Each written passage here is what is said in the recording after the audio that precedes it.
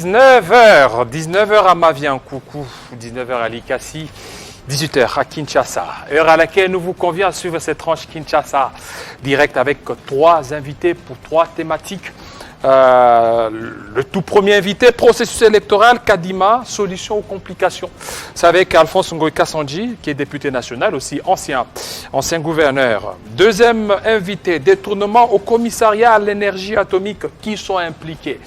Innocent Olenga, analyste, il est aussi journaliste. Il est venu certainement apporter un démenti parce que hier, nous avions reçu un professeur qui était là. Alors, lui, il va apporter son démenti. Dernier invité, qu'attendre de l'équipe Kadima, Commission électorale nationale indépendante, avec Eric Moutachi, analyste politique et juridique. Voilà ce qui fera la charpente de notre Kinshasa Direct. Bien avant cela, nous avons Jenny Kaembe pour les grandes lignes. Bienvenue à vous, Jenny. Merci Jean-David Kilolo, mesdames, messieurs. Bienvenue aux grandes lignes de l'actualité.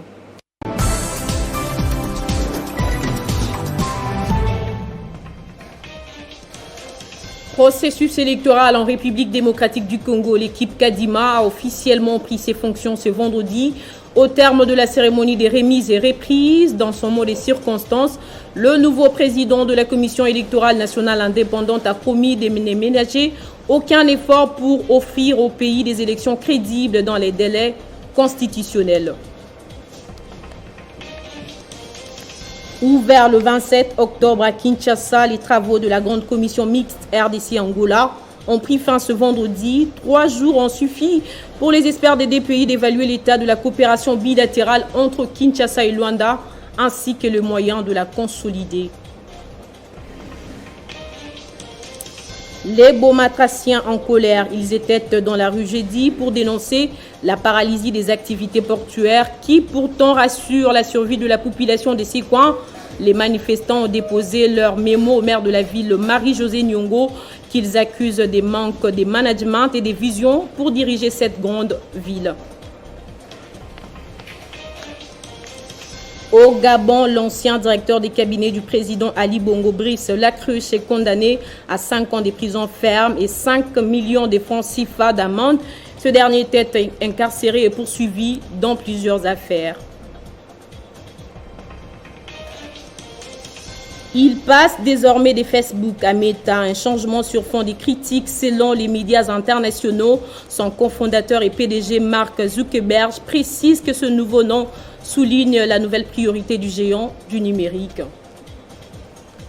Merci à tous de votre fidélité à Télé 50. Retrouvez Amina Bayombo à la grande édition de ce soir. Entre-temps, Kinshasa Direct se poursuit avec Jean-David Kilolo. Téléchargez les infos Télé 50 sur www.télé50.cd. Voilà, merci à vous Jenny Kaembe. À la dernière information, le banc syndical de l'EPST vient d'élever la grève. C'est que les cours vont devoir reprendre ce lundi 1er novembre.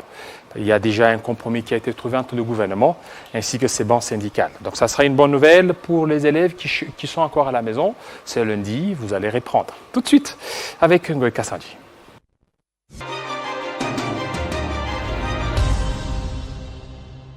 Il y a eu remise et reprise à la centrale électorale entre l'équipe de Corneille Nangaa et celle de Denis Kadima. Nous allons en parler avec Ngoï Kassanji. Bienvenue. Merci Jean-David. Voilà, êtes-vous satisfait du travail que vous aviez abattu? Parce que vous étiez aussi membre de la commission paritaire. Oui, une commission paritaire très décriée. Bien décriée. Parce qu'il n'y avait rien de paritaire dans cette commission.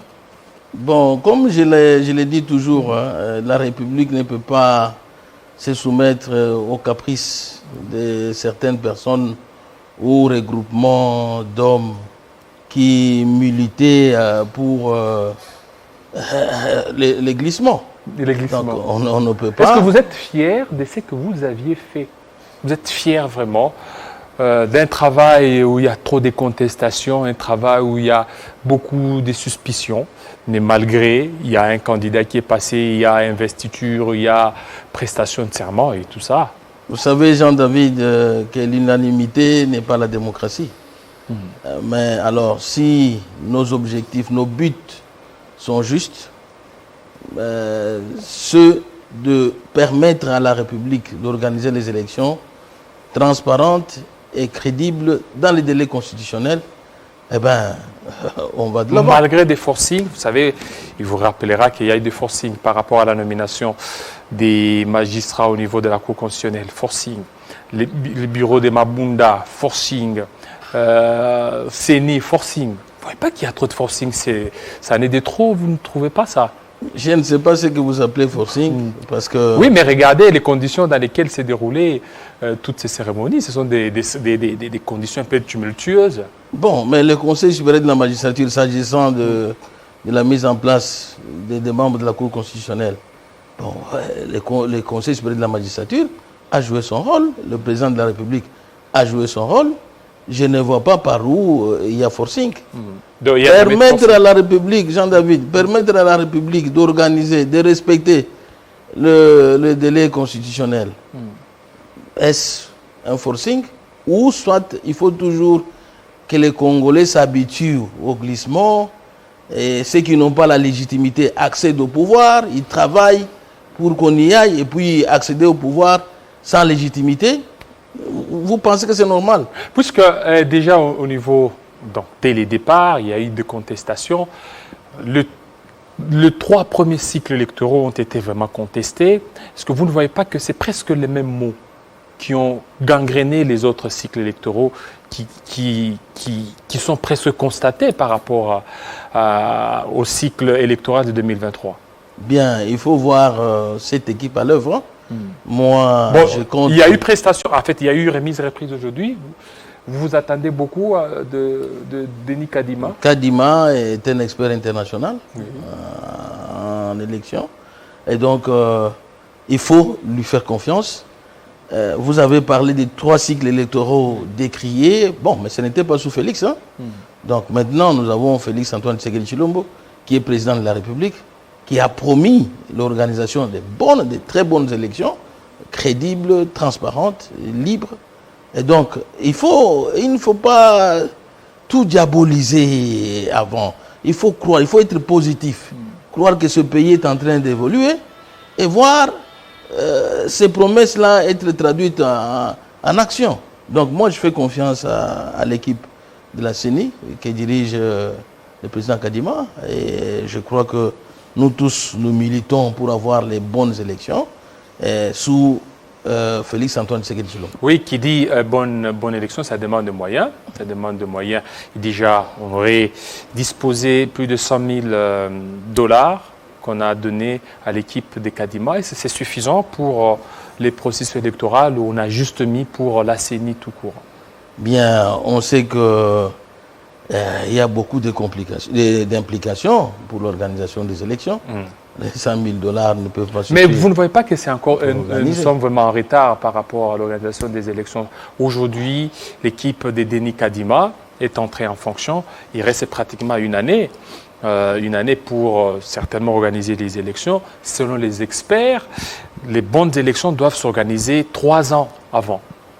Bien, voilà pourquoi nous n'avons pas voulu nous soumettre aux caprices de ceux-là qui voulaient retarder l'organisation des élections. Vous les connaissez? Votre ancienne famille politique.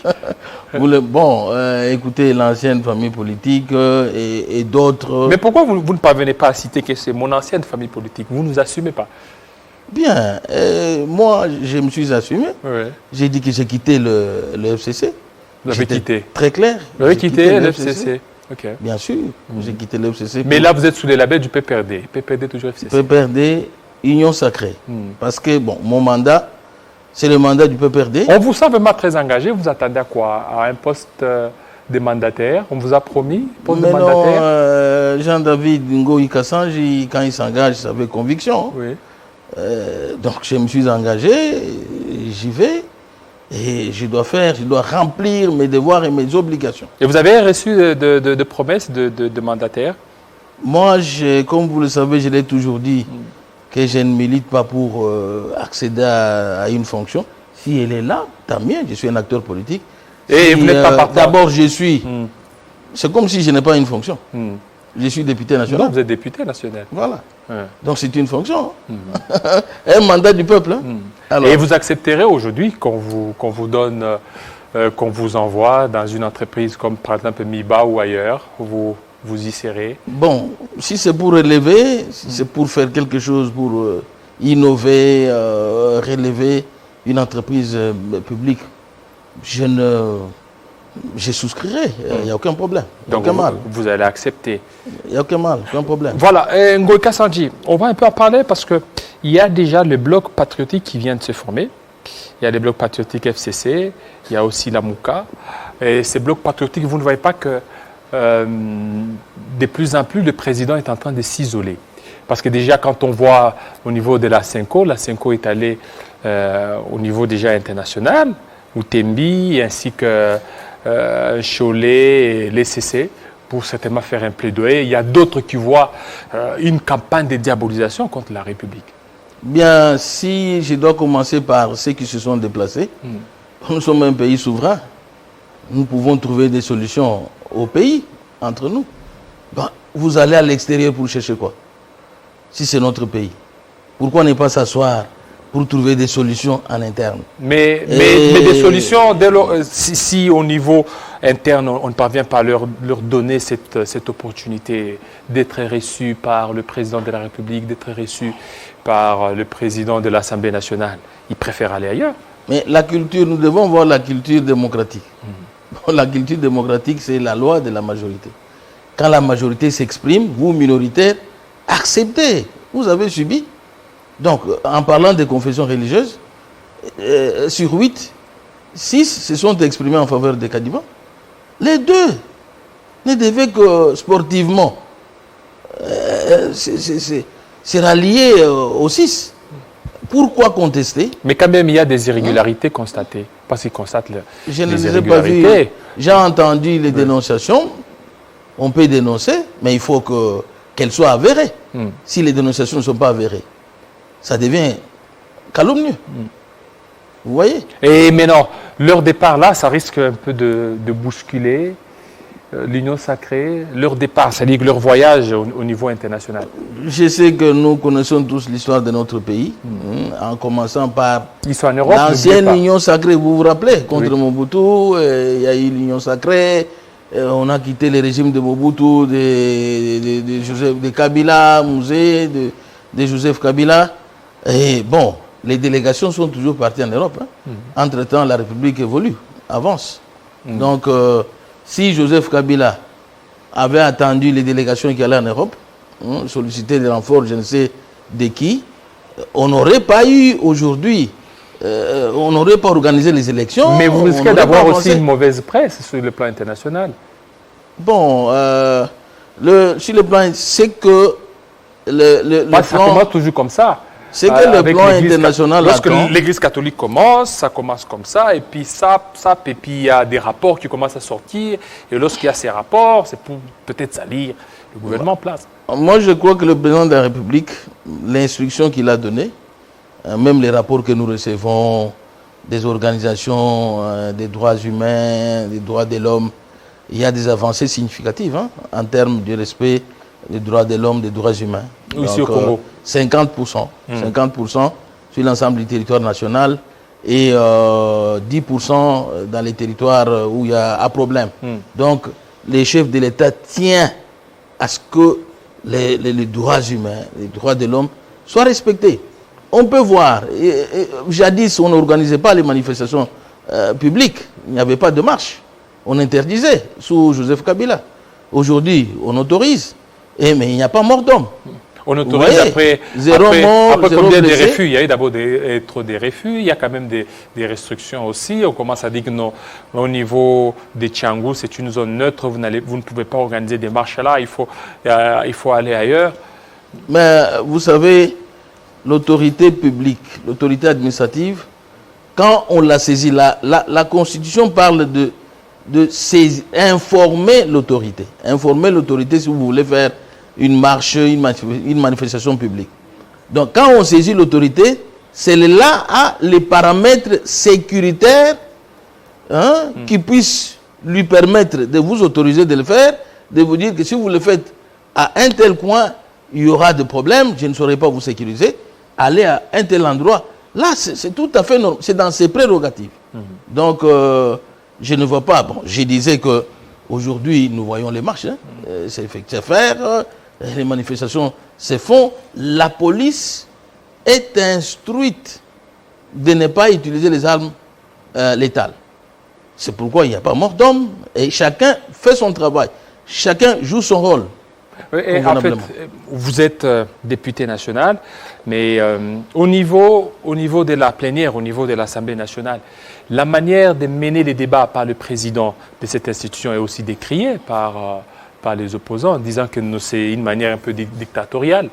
Bien, vous savez que nous, à l'Assemblée nationale, au sein de notre chambre, on ne badine pas.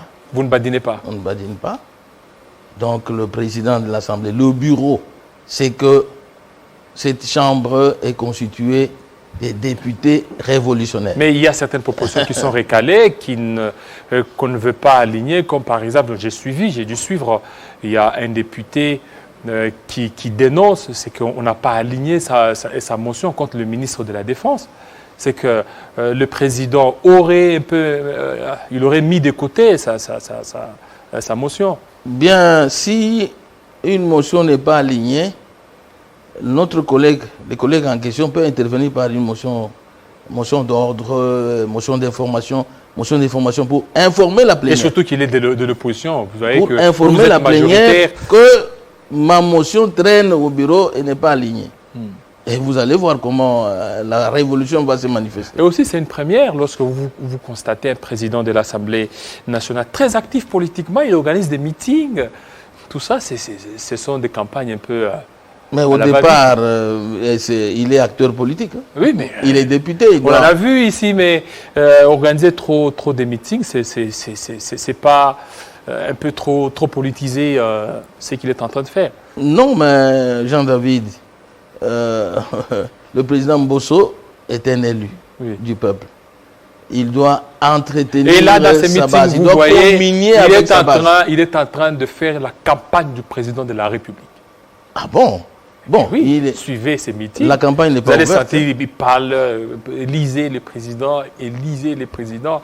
Presque, c'est café Kaboula au niveau de Lubumbashi. C'est comme si ce sont des consignes qui ont été données. Ici, on a vu le gouverneur...